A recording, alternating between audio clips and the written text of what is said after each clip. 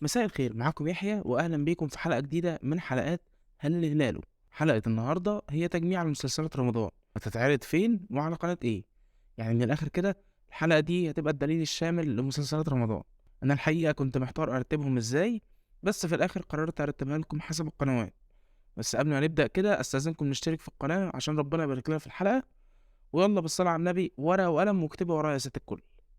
في البداية على مجموعة قنوات اون اللي هي اون اي واون دراما، بنبدأ بالمسلسل الكوميدي طبعا الكبير قوي الجزء السابع، واللي غالبا هيبقى على الفطار زي السنة اللي فاتت، وهيظهر فيه ضيوف شرف كتير زي نور واحمد السقا ولاعيبة كورة من الاهلي والزمالك. المسلسل اللي بعده هو مسلسل الكتيبة 101، وهو مسلسل اكشن حربي وطني بيحكي عن دور الكتيبة 101 في محاربة الارهاب في سيناء. المسلسل من بطولة آسر ياسين وعمرو يوسف، وبيشاركهم فتحي عبد الوهاب وخالد الصاوي. وعلى ذكر مسلسل كتيبة 101، نخش في المسلسل اللي بعده وهو مسلسل حرب لأحمد السقا ومحمد فراج. والحقيقة لسه مش عارفين قصته ايه، ان هما يدوبك اعلنوا عن البوستر بتاعه من يومين. بس من المقرر انه هيكون 10 حلقات، وغالبا هيتعرض بعد مسلسل الكتيبة 101 اللي هو غالبا هيبقى 20 حلقة بس. المسلسل اللي بعده هو مسلسل سر الباتع، وهو مقتبس من رواية سر الباتع برضه، اللي من تأليف يوسف إدريس. والقصة عبارة عن جزئين، جزء من الحاضر وجزء من أيام الحملة الفرنسية.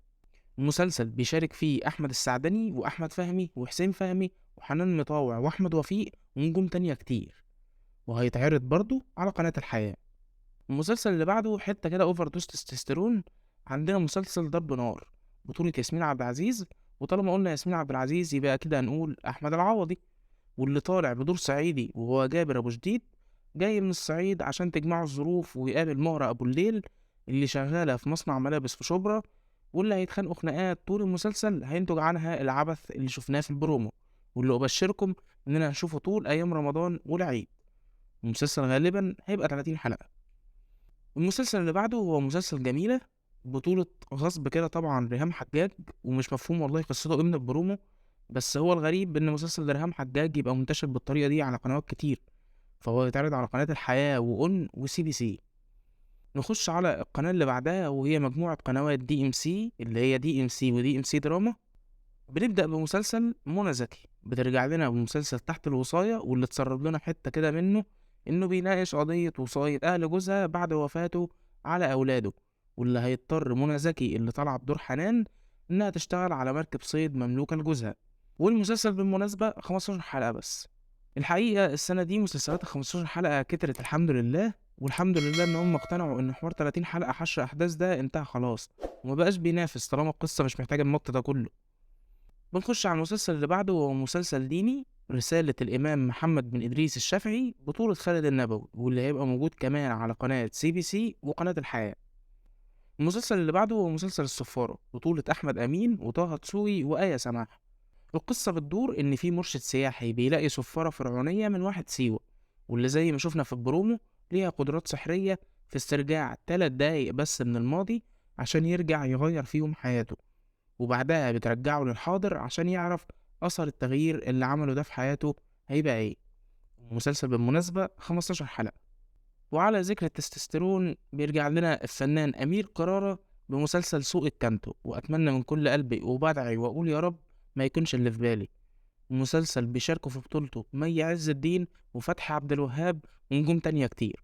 والمفروض إن المسلسل بتدور أحداثه في العشرينات في سوق مخصص للملابس، وأمير كرارة غالبا هيبقى تاجر القماش اللي جاي من الصعيد مخصوص وسايب بيته وأرضه ورايح يحارب السوق كله عشان يرجع حقه. ومن الواضح كده إن نص الكوباية مليان في المسلسل ده هي مي عز الدين. المسلسل اللي بعده هو مسلسل كشف مستعجل من إنتاج واتشت، من بطولة مصطفى خاطر ومحمد عبد الرحمن توتة وهنادي مهنا. المسلسل أبطال قصته هما 2 دكاترة بيتورطوا في مشاكل وجرائم بشكل كوميدي. مسلسل 15 حلقة، وغالبا هيتعرض برضو على قناة الحياة. المسلسل اللي بعده هو مسلسل علاقة مشروعة بطولة ياسر جلال ومي عمر.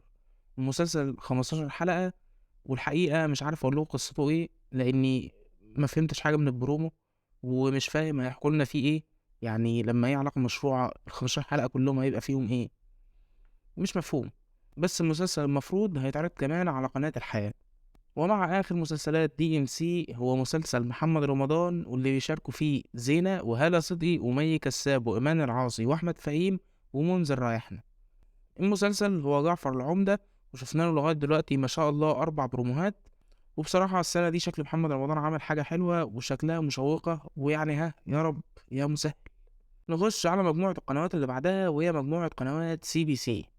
بنبدأ من مسلسل جات سليمة، وهو نقطة رجوع دنيا سمير غانم للدراما الرمضانية بعد فترة غياب 3 سنين. قصته إن دنيا بتحكي قصص لأخوها الصغير من كتاب مسحور، بيخليها تسافر في الزمن لأحداث القصة اللي بتحكيها. وبيشارك معاها سامي مغاوري، محمد سلام، ومحمد ثروت، وخالد الصاوي. المسلسل اللي بعده هو مسلسل عملة نادرة من بطولة نيللي كريم، واللي كعادتها بتناقش قضايا سخنة ومولعة، والسنة دي هتكون قضية الميراث في الصعيد. وهيشاركها في البطولة الفنان أحمد عيد وجمال سليمان والفنان كمال أبو ريا. المسلسل اللي بعده هو مسلسل مذكرات زوج، والمسلسل هيبقى 15 حلقة. هو مسلسل لايت كوميدي كده لعشاق البيبسي الدايت والجبنة ملح خفيف، من بطولة طارق لطفي ومصطفى فهمي وخالد الصاوي ونور النبوي وعائشة بن أحمد وجلا هشام. المسلسل المفروض قصته بتناقش المشاكل الأسرية عبر الأجيال، وهو مقتبس من كتاب مذكرات زوج من تأليف الكاتب الراحل أحمد بهجت. وعلى خطى مسلسل رجالة البيت بيطل علينا مسلسل ألف حمد لله على السلامة، من بطولة يسرا ومحمد ثروت وشيماء سيف، وهيبقى فيه أول ظهور لعنبة في التمثيل.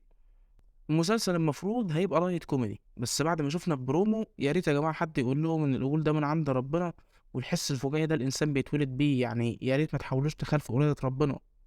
قصة المسلسل المفروض إن يسرا هترجع من كندا مع ولادها بسبب وصية جوزها، وهي هتحاول تدور على حماتها اللي هي بالمناسبة عمتها برضو عشان يحققوا الوصية. والقناة اللي بعدها هي قناة الحياة، والحقيقة قناة الحياة ملهاش غير حصرية واحدة بس، لأن زي ما قلنا أغلب المسلسلات اللي فوق في منها بيتعرض على قناة الحياة برضو. حصرية قناة الحياة بالنسبة لنا هي مسلسل حضرة العمدة، بطولة روبي، وبيشاركها سميحة أيوب ومحمود عبد المغني وأحمد رزق ومحمود حافظ وبسمة. وقصته إن صفية دكتورة علم النفس في الجامعة الأمريكية بترجع قريتها، وأهلها بيضغطوا عليها عشان تترشح للعمودية. خش على مجموعة القنوات اللي بعدهم، هي مجموعة قناة النهار، وهي متفردة برضو معانا بشوية مسلسلات كده. أولها مسلسل بابا المجال، بطولة مصطفى شعبان وسوسن بدر وسهر الصايغ ونسرين أمين، وبيشاركهم أيضا باسم سمرة. والمفروض بتدور قصته عن منافسة تجار قطع غيار السيارات لبعضهم في السوق، والمفروض إنه هيكون أكشن، يعني هنشوف شوية مشاهد مصطفى شعبان بقاله 3 4 سنين بيكررها عادي، فمش هنتفرج على جديد يعني. المسلسل اللي بعده هو مسلسل ستهم، بطولة روجينا، وبيشاركها إياد نصار ونانسي صلاح وبيومي فؤاد وسلوى عثمان. قصته المفروض إنها مستوحاة من قصص حقيقية لسيدات تعبوا في المجتمع، منهم اللي كانوا بيشتغلوا في مصانع طوب، ومنهم اللي اضطر يشتغل شغلانات صعبة عشان يعرف يربي عياله. المسلسل اللي بعده هو مسلسل رمضان كريم الجزء الثاني، بطولة سيد رجب ونجلاء بدر وبيومي فؤاد وسلوى عثمان، واللي الحقيقة زي ما شفنا دخل عليه نجوم كتير ما كانوش في الجزء الأول. المفروض إنه يكمل معانا قصة الجزء الأول، ولكن الحقيقة البرومو مش مبشر بالخير. ومع مجموعة القنوات اللي بعدها وهي قنوات MBC، وتقريبا كل المسلسلات اللي هنقولها دي هتتعرض على MBC مصر، وموجودين برضو على شاهد. نبدأ بأول مسلسل وهو مسلسل الأجهر، واللي بصراحة من بعد البرومو وأنا تحمست له جدا. المسلسل من بطولة عمرو سعد ودرة وسيد رجب. قصته بتدور عن شاب متربى في الإصلاحية، وبيتعرض بعد ما يكبر لمواجهات كتير مع عصابات دولية ومافيا. والمسلسل اللي بعده هو مسلسل رشيد، بطولة محمد ممدوح وريهام عبد الغفور، واللي لسه طالعة الحقيقة من دور حلو أوي في المسلسل الأصلي. والمسلسل بيحكي عن قصة حياة رشيد ومعاناته بعد وفاة مراته ودخوله السجن، وانتقامه بعد ما يطلع من كل اللي أذوه.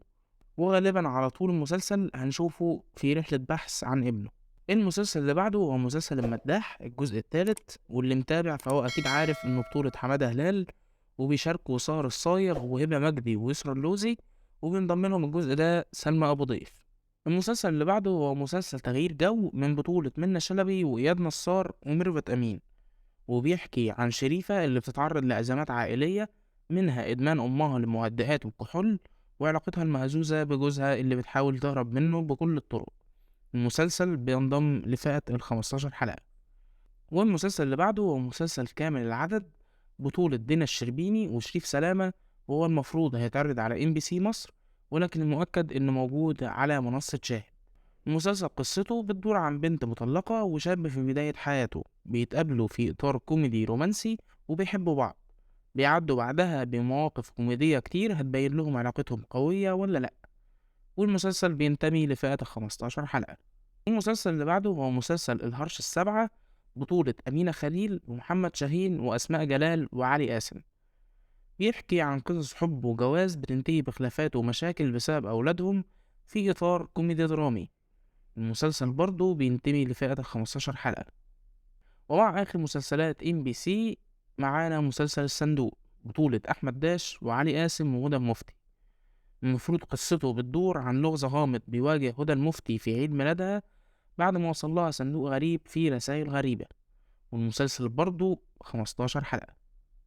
ومع مجموعة القنوات اللي بعدها وهي قناة المحور، بنبدأ بمسلسل فاكسان جدا الحقيقة، وهو مسلسل إكسلانس، بطولة محمد سعد، وبيشاركوا أحمد فتحي وسامي مغاوري، وأغلب الممثلين الباقيين لسه ما نعرفهمش الحقيقة. المفروض إن القصة هتبقى عن شخصية شبيهة بشخصية الحاج حناوي من فيلم كركر، وهيتورط في قضية تهريب أطفال. والقناة اللي بعدها هي قناة القاهرة والناس، وتقريبا عندها حصرية واحدة بس، وهي مسلسل ورود سخية، بطولة حنان مطاوع. وبتحكي قصة عن شخصية بتتعرض للظلم والقهر واتهامات كتير هي بريئة منها، ولكنها بتسعى إلى الانتقام واسترجاع حقها. بيشاركها في المسلسل سلوى خطاب وصفاء الطوخي. آخر مسلسل معانا في الحلقة، والحقيقة مسلسل مش معروف هو يتعرض فين وإمتى، ومحدش اتكلم عنه أصلا، بس قلت برضه أقوله لكم احتياطي يعني. هو مسلسل أرواح خفية، بطولة سمال خشاب. وبيحكي عن مدرسة اسمها لارا بتخرج مع الطلبة في رحلة مدرسية، وفي الرحلة بيدخلوا مبنى مهجور بيحصل فيه أحداث غريبة بعد كده. بس كده. وفي النهاية لو الحلقة عجبتك أتمنى تدوس لايك وتشترك في الشانل وتشير لينك الحلقة.